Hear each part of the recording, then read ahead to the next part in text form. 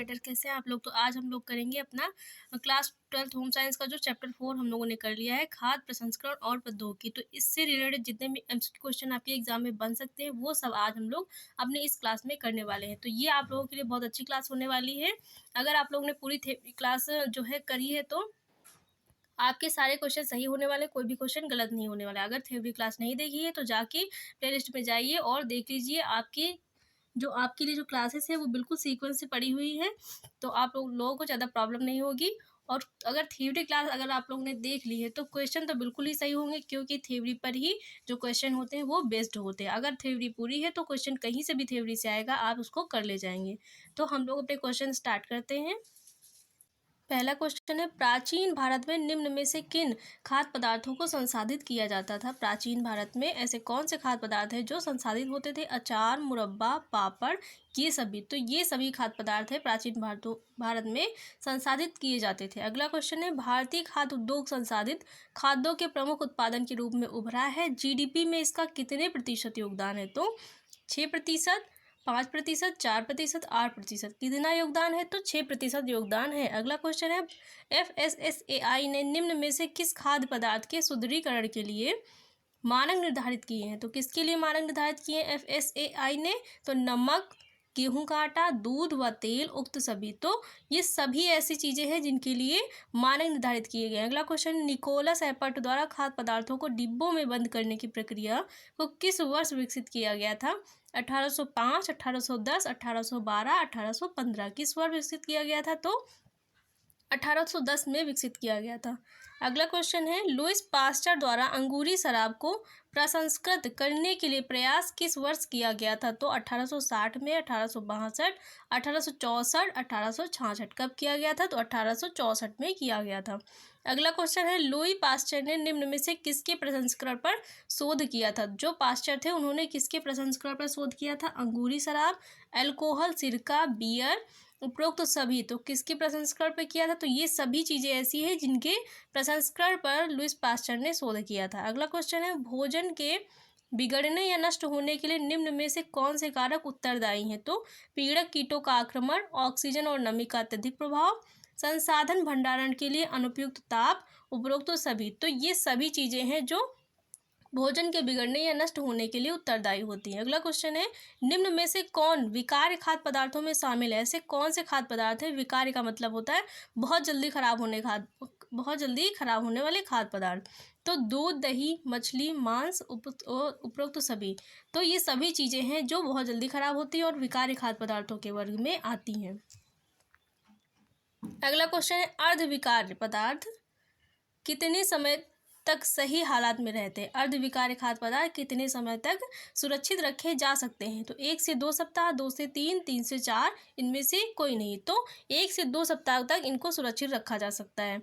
फल और सब्जियों को निम्न में से किस में शामिल करते हैं। तो फल और सब्जियों को किस वर्ग में शामिल किया जाता है। अविकार्य खाद्य पदार्थ, विकार्य, अर्धविकार्य खाद्य पदार्थ, इनमें से कोई नहीं। तो अर्धविकार्य खाद्य पदार्थों में शामिल किया जाता है।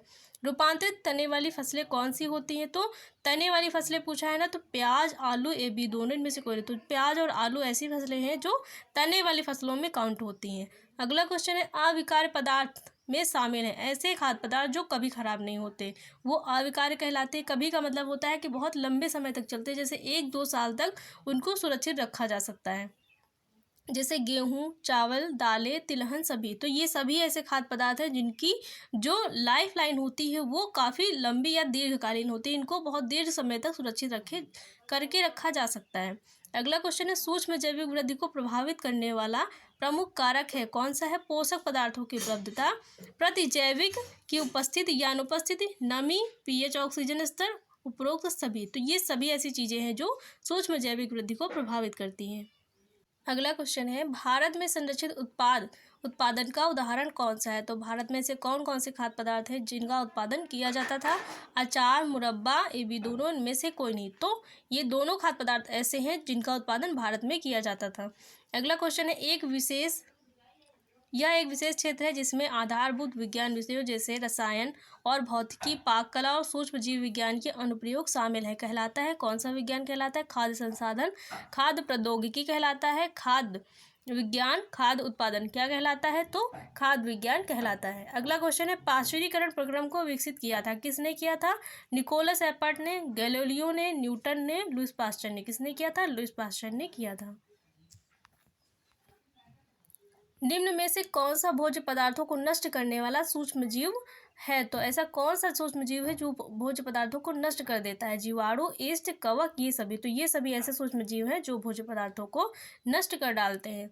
अगला क्वेश्चन है, विभिन्न संघटकों का मिश्रण और संसाधित कर कौन से उत्पाद तैयार किए जाते हैं? विभिन्न संघटकों के मिश्रण से संसाधित करके कौन से खाद्य पदार्थ है जो तैयार किए जाते हैं? विनिर्मित खाद्य, फॉर्मूलाबद्ध खाद्य, संरक्षित खाद्य, न्यूनतम संसाधित खाद्य। तो कौन से खाद्य है? फॉर्मूलाबद्ध खाद्य है जो विभिन्न संघटकों के मिश्रण से तैयार किए जाते हैं। अगला क्वेश्चन है, कौन निम्न में से खाद्य पदार्थ सूक्ष्म जीव जैविक अथवा रासायनिक संश्लेषण द्वारा विनिर्मित किए जाते हैं? तो ऐसे कौन से खाद्य पदार्थ हैं जो सूक्ष्म जैविक अथवा रासायनिक संश्लेषण द्वारा बनाए जाते हैं? संश्लेषित खाद्य, कार्यमूलक, विनिर्मित, चिकित्सीय। तो संश्लेषित खाद्य है जो सूक्ष्म जैविक अथवा रासायनिक संश्लेषण के द्वारा बनाए जाते हैं।